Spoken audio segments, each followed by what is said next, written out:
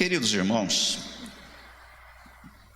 familiares e amigos, eu quero iniciar a minha fala dizendo que a excelência é uma palavra que tem tomado cada vez mais espaço em todos os setores da sociedade e em todas as organizações, quer sejam com fins lucrativos ou não.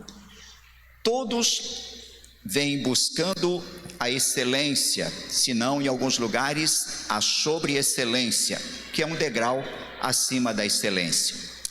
No entanto, a excelência nunca foi e nunca será casual. A excelência sempre será produto de sério propósito, orientação inteligente e execução hábil. Dentre todas as escolhas que você tiver na vida, escolha sempre a excelência, porque ela sempre será relevante em todos os ambientes. Ou seja, diante de todas as situações e em todos os momentos que você puder escolher, escolha pela excelência profissional, pela excelência familiar, pela excelência ministerial, pela excelência pessoal, pela excelência em todas as frentes da vida, porque ser excelente é o mínimo que Deus espera do seu povo e dos seus ministros. Nós lemos um texto nesta noite em que Paulo escreve esta carta na prisão. São as últimas palavras de Paulo. A sua vida estava prestes a se findar. Qual era o contexto? Uma perseguição muito forte, muito intensa, através do imperador Nero, e Paulo foi preso por este imperador e estava como um prisioneiro em Roma. E não apenas como um prisioneiro, mas ele estava passando por momentos extremamente delicados e humilhantes. Ele estava passando por necessidades, ele estava se sentindo sozinho e abandonado. Tanto que Paulo foi o maior apóstolo de todos os tempos. Paulo, a sua mensagem transformou vidas, transformou o mundo e continua transformando o mundo e vidas até o presente momento. Tal grande era e é o conteúdo da sua mensagem. E Paulo foi um homem muito influente, se relacionou com pessoas de todos os níveis culturais e sociais. Mas percebam que no final da sua vida, Paulo estava praticamente sem amigos. Ele podia contar os amigos a dedo. E ele cita apenas esses dois nomes. Ou seja, o Timóteo era o seu discípulo amado, era o seu discípulo que havia se submetido ao seu cuidado, aos seus ensinamentos, e ele apenas cita esses dois nomes na sua epístola a Timóteo e nos últimos instantes da sua vida.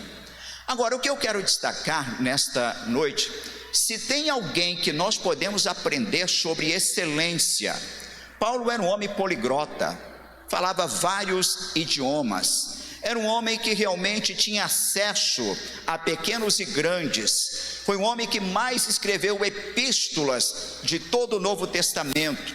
Então é um homem que tem muito a nos ensinar como ministro de Deus, que tem muito a nos ensinar sobre a excelência de Deus em todas as áreas da sua vida. E nesta noite, queridos, à luz desse texto, eu quero extrair algumas lições que servem para todos nós. Como lhes disse ainda há pouco, todos nós somos discípulos e ministros de Cristo. O apóstolo Pedro diz que nós somos uma nação sacerdotal, que todos nós somos sacerdotes do reino de Deus, somos embaixadores do reino de Deus. Então, pensando nesse texto, eu quero compartilhar algumas lições, mostrando para vocês como sermos ministros de excelência. Portanto, quais são as características marcantes de um ministro de excelência? Então hoje, evidentemente, Domingos, Fábio e Nicole precisarão guardar estas características em seus corações, mas nada impede que todos nós guardemos e aprendamos e, sobretudo, que vivamos essas características em nossas vidas durante toda a nossa existência. Qual é a primeira característica que eu aprendo com o apóstolo Paulo de um ministro de excelência? Primeira característica: Paulo sabia categorizar relacionamentos.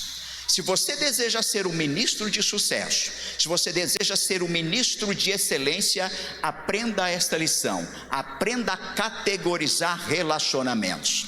Quando nós aprendemos sobre relacionamentos, evidentemente que é um tema muito amplo e eu quero me restringir aqui em poucos minutos a esta questão. Nós precisamos aprender 3 coisas básicas.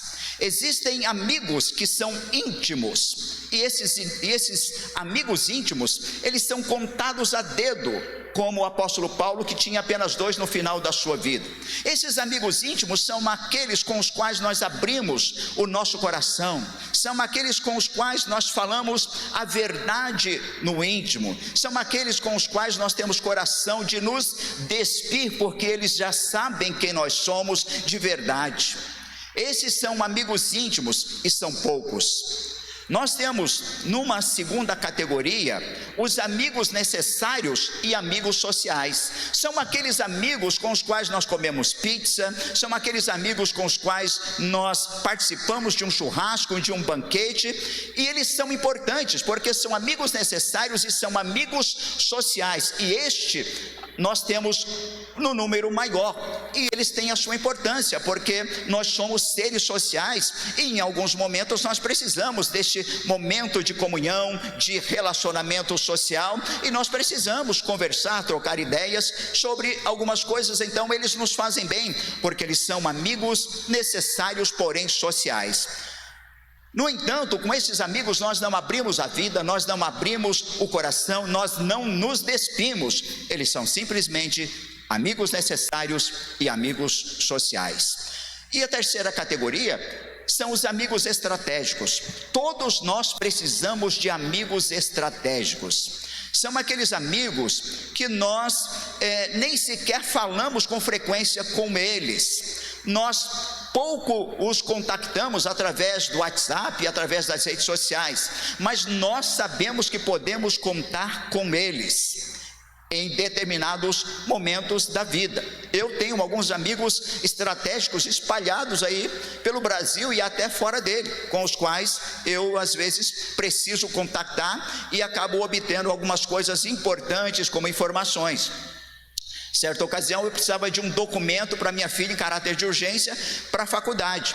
E eu tenho uma família que alguns conhecem aqui, lá em Cornélio Procópio, que são amigos de longa data, e eu disse para uma amiga minha que é advogada: eu preciso de um grande favor seu. Imediatamente ela se propôs, foi no cartório, e no outro dia ela disse: Genival, o documento está em minhas mãos. São amigos estratégicos, só que com uma diferença: essa amiga e essa família que eu estou citando, eles são, além de estratégicos, eles são íntimos, são pessoas íntimas, tanto para mim, quanto para minha filha, quanto para minha família. Mas é importante que você aprenda a categorizar relacionamentos. Sabe por que é que nós nos frustramos e nos decepcionamos na vida? Porque nós não aprendemos essa importante lição de categorizarmos relacionamentos, e nós confiamos nas pessoas erradas.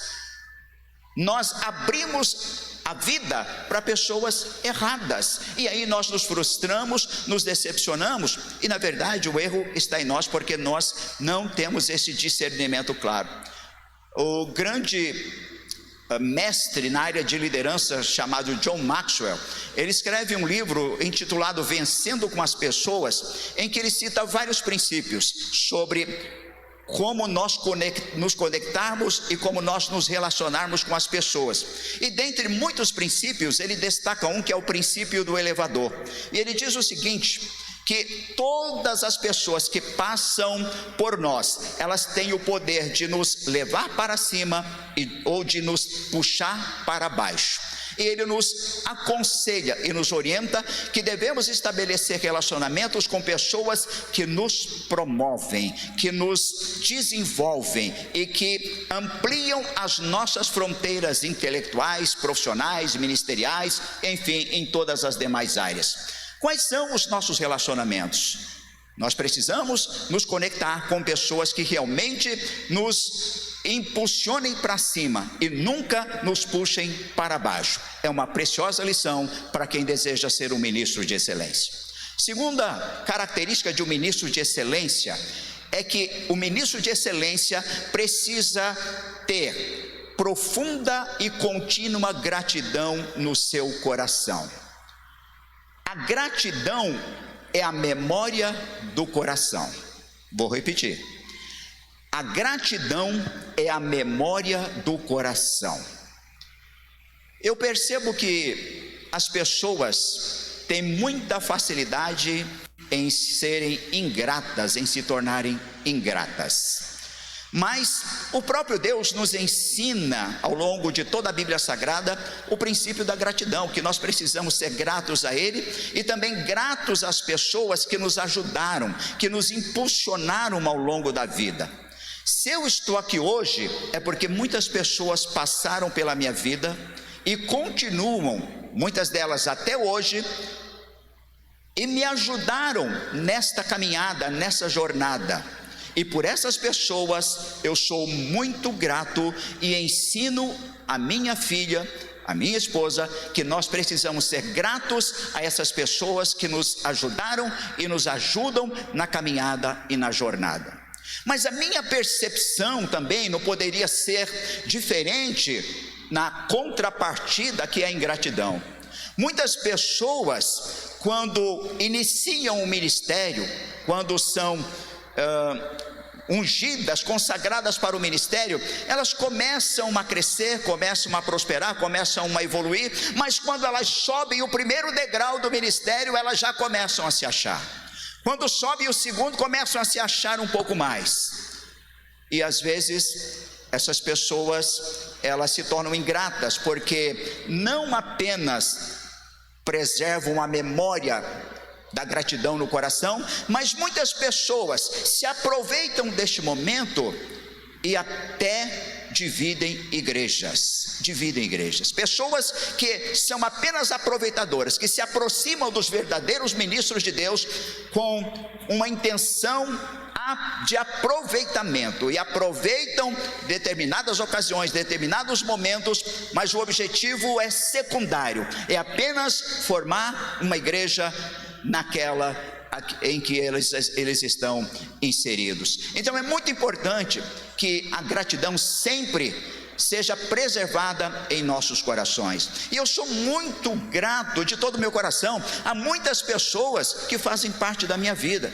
Eu quero que vocês entendam neste momento que eu não estou aqui deixando de agradecer a toda essa igreja que eu tanto amo, que eu tanto quero bem, mas eu quero destacar aqui algumas pessoas, e não significa que eu não sou grato a outras, é para que vocês entendam o meu sentimento de gratidão e o que eu quero passar para esses novos obreiros e para a igreja nesta noite. Eu sou grato a você, Ieda, publicamente. Eu sou grato a você publicamente porque você me conhece desde solteiro e cuidou de mim desde que eu era solteiro. Antes que eu conhecesse Ciliane, antes que a Ana nascesse, você já era uma pessoa que cuidava do meu ministério, que cuidava das minhas roupas, que preparava refeições deliciosas para mim. Muito obrigado. Eu não posso destacar, aliás, eu gostaria de destacar, Ana Maria e Luiz Fernando, sempre quando viajam, trazem alguma coisa, alguma lembrança. Quarta-feira eles chegaram e disseram: pastor, eu trouxe queijo para você. E eu brinco com eles, né? Eu digo que Deus criou a vaca, mas a invenção maior foi o queijo, né? Porque eu amo queijos. E eles trazem variedades de queijos para mim.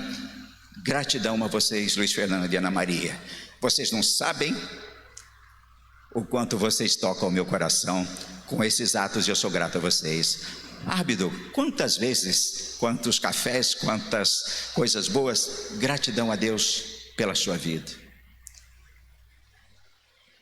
Certa ocasião, Eu estava passando por um momento muito delicado na minha vida, muito delicado mesmo. E eu não falo da minha vida para ninguém. Minha esposa sabe, minha filha sabe.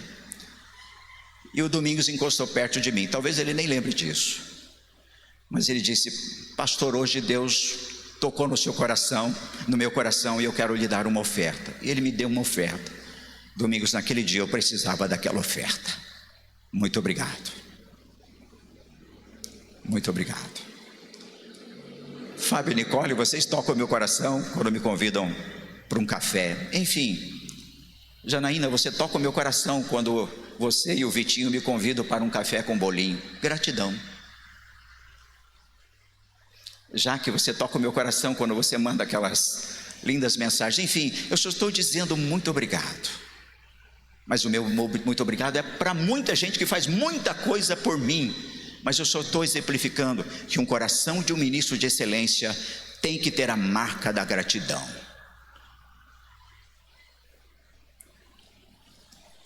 Terceira característica que eu quero destacar é que o ministro de excelência tem que ter um profundo senso de responsabilidade. Vou repetir. O ministro de excelência tem que ter um profundo senso de responsabilidade. Me chama a atenção, ele diz assim: eu deixei Erasto em Corinto e Trófimo doente em Mileto. O camarada estava prestes a morrer. O cara estava prestes a morrer e ele tinha esse profundo senso de responsabilidade. Eu deixei um companheiro doente e deixei o outro em outra cidade. O que é isso? Senso profundo de responsabilidade de um ministro. Gente, quem deseja ser um ministro de verdade, eu não estou falando qualquer um, eu estou falando de um ministro de verdade, um ministro de excelência, precisa ter um profundo senso de responsabilidade. E o ministério impõe responsabilidades gigantescas. O ministério impõe responsabilidades gigantescas. O ministro de excelência, ele abre mão de um churrasquinho por conta de uma demanda no reino de Deus. O ministro de excelência abre mão de uma festinha de aniversário corriqueira, quando ele pode ir depois do culto, depois de uma adoração, para fazer o seu melhor e servir a pessoas no reino de Deus. Ministro de excelência sabe o que de fato é ser responsabilidade. E eu me lembrei de um fato hoje. Olair, não sei se vocês se lembram, Olair me convidou para comer uma pizza, e eu todo na casa dele lá, eu, Olair e Edna, minha família, e de repente toco o meu celular, no meio da pizza. Era uma irmã, ela se mudou para Sabalja, disse, chorando, não conseguia se lembrar, não conseguia falar direito, mas ela disse: pastor, meu marido acabou de morrer aqui em casa, corre para me ajudar. Lembra-se, Olair? Eu não comi mais pizza. Acabou a pizza, acabou a festa, acabou. Eu corri para a casa dessa irmã, e quando eu cheguei lá, o marido dela estava morto na cama. Toda a trajetória para apoiar esta irmã desesperada, que não sabia nem por onde começar, que não sabia o que fazer. E aí eu comecei a ligar para os meus contatos e buscar ajuda. Mas eu só estou falando isso para você entender, Domingos, não que vocês não sejam, Fábio e Nicole, que um ministro de excelência tem que ter um profundo senso de responsabilidade. É saber quem você é, que você é embaixador de Deus e que o seu patrão, a partir de agora, não tem hora, não tem dia, não tem momento. Às vezes são almoços que são deixados para trás, jantares que são deixados para trás, noites sem dormir, por conta de uma grande responsabilidade que o ministro de excelência tem que ter sobre seus ombros. Quarta característica de um ministro de excelência é que ele tem que ser íntegro, Ministro de excelência tem que ser íntegro. Íntegro significa inteiro. Hoje nós temos muitos ministros que não são inteiros, não são íntegros. E quando eu falo de integridade, eu me lembro de uma figura de linguagem, uma metáfora muito interessante que eu vi e li certa ocasião, sobre um marceneiro que fazia cadeiras muito bonitas, e a demanda foi aumentando, e ele começou a utilizar madeira verde para fazer suas cadeiras por conta da demanda. Mas aí o que aconteceu? A madeira verde começou a provocar rachaduras, e os clientes começaram a reclamar. Em suma, esse empreendedor pintava as cadeiras, rebocava as cadeiras e as devolvia para os seus clientes. Passados alguns dias, novamente o mesmo problema: a madeira rachava, apresentava rachaduras. Integridade é assim, nós não podemos ter rachaduras. Quem tem rachaduras no seu caráter, mais cedo, mais dias, menos dias, essas rachaduras aparecerão.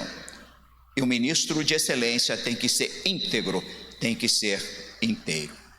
Carl Jung, um grande médico psiquiatra suíço, ele estabeleceu uma teoria que eu gosto bastante, porque eu entendo que é uma verdade na vida das pessoas de um modo geral. Ele fala sobre 3 coisas importantes.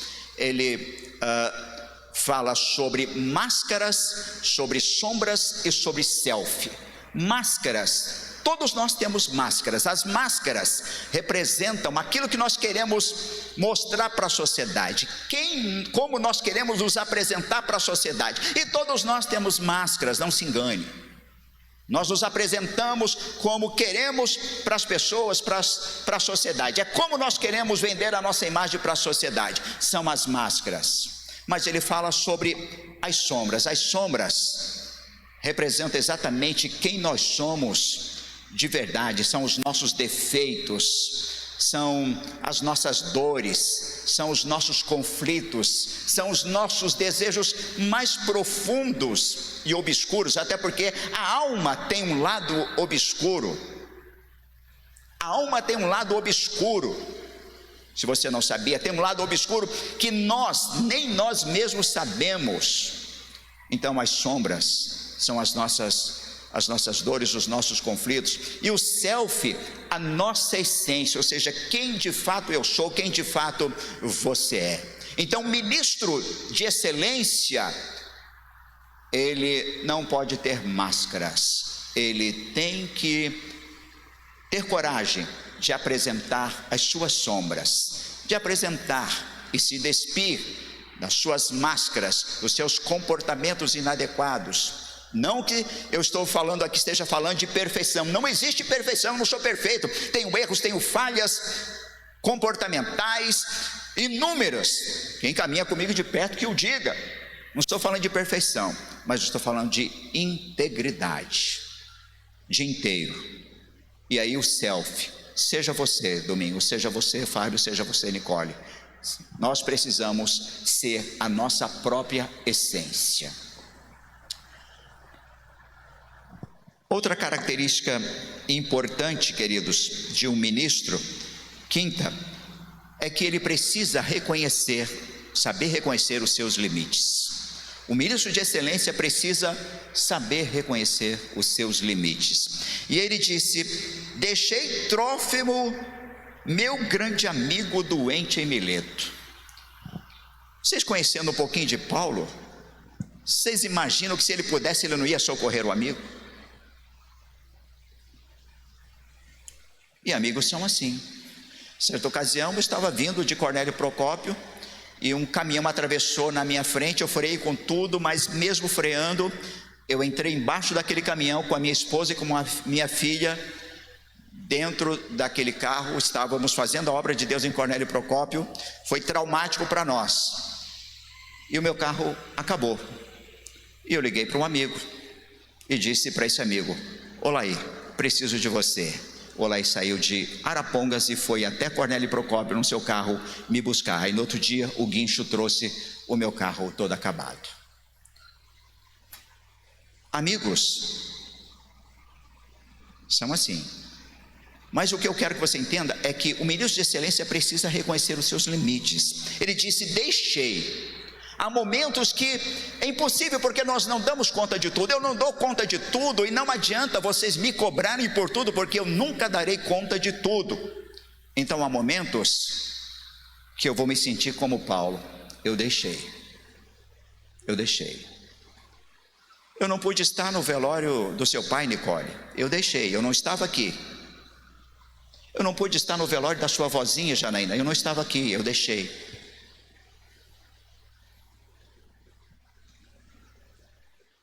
Então, em alguns momentos, eu vou me sentir desta forma. O ministro de excelência tem que reconhecer os seus limites e entender: eu deixei porque eu não estava, eu deixei porque eu não pude, eu deixei porque eu não tenho essa habilidade, enfim. Mas ao mesmo tempo, eu quero que vocês entendam que nós precisamos reconhecer os nossos limites também, porque eu não vou fazer tudo. E não vou fazer tudo porque outros estão vindo atrás de mim, Domingos, Fábio e Nicole, que eles farão talvez muito mais do que eu fiz até agora. Outros estão vindo atrás de mim, que talvez farão coisas muito maiores do que eu fiz até o momento. E Paulo, o que ele fez? Ele apenas reconheceu o chamado de Timóteo, o treinou, o capacitou. Esse é o meu papel.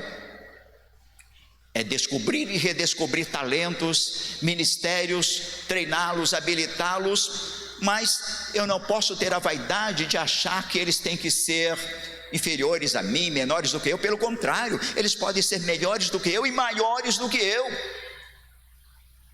E qual o problema disso? Quem pensa assim é gente pequena, é gente com mentalidade medíocre. Queridos, a minha alegria, e quem caminha comigo de perto sabe, é quando eu vejo alguém que está aqui conosco caminhando, que eu vejo essa pessoa prosperando, decolando, pregando bem. E eu digo uma coisa para vocês: tem muitas igrejas muito maiores numericamente do que a nossa, que não tem a qualidade de pregadores que nós temos aqui nesta igreja. Tem muitas igrejas muito maiores do que a nossa, o Alessandro já viajou bastante comigo, que não tem a qualidade de louvor que nós temos aqui.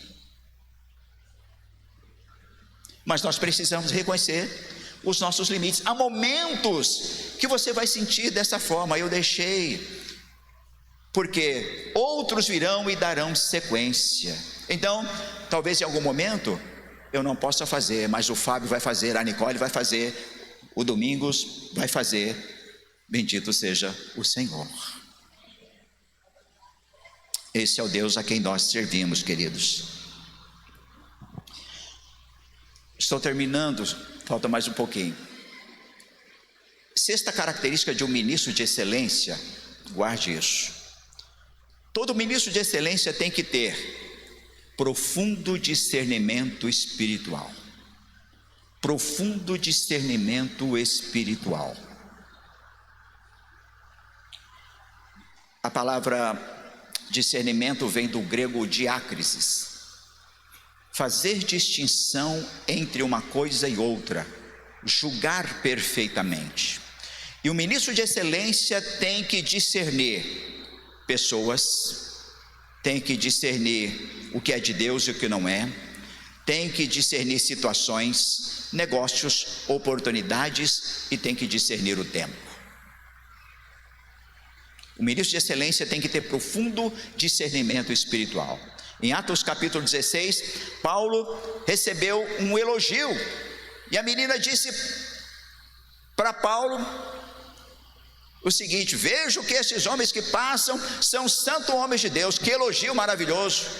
Mas um ministro de excelência discerne até o que é um elogio sincero, o que é um tapinha nas costas, ou alguém que dá um tapinha nas costas, mas que está te traindo. A gente às vezes até não fala, mas a gente discerne, a gente sabe.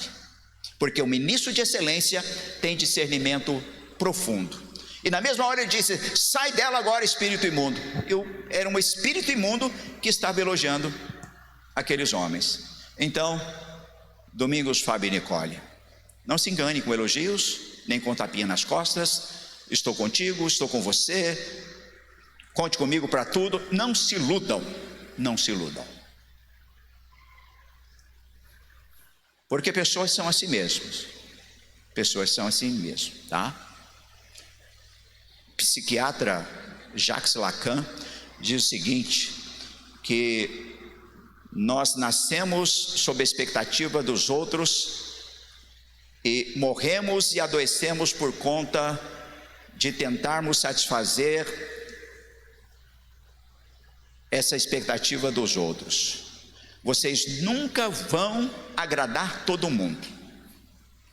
Tentar agradar todo mundo é tolice. Tentar agradar todo mundo é tolice. Vocês agradarão alguns e outros não. Então não se iludam com tapinha nas costas, com beijinhos e com palavras de lisonjas, porque pessoas são assim. Tem gente que passa pela vida durante um momento, tem gente que passa pela vida por uma temporada, e poucos são para a vida toda. Ministro de excelência tem que ter profundo discernimento espiritual. Para terminar, o ministro de excelência tem que ter antevisão. Precisa ter antevisão. O que é antevisão? É enxergar primeiro, é enxergar à frente do seu tempo, é enxergar à frente das circunstâncias, à frente do momento, à frente da situação. Josué e Caleb tiveram uma antevisão.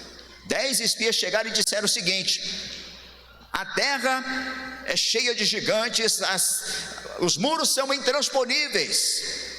Mas Josué e Caleb disseram o seguinte: realmente, as cidades são fortificadas, os muros são quase intransponíveis, tem gigantes lá, mas nós vamos possuir a terra. Eles tiveram antevisão.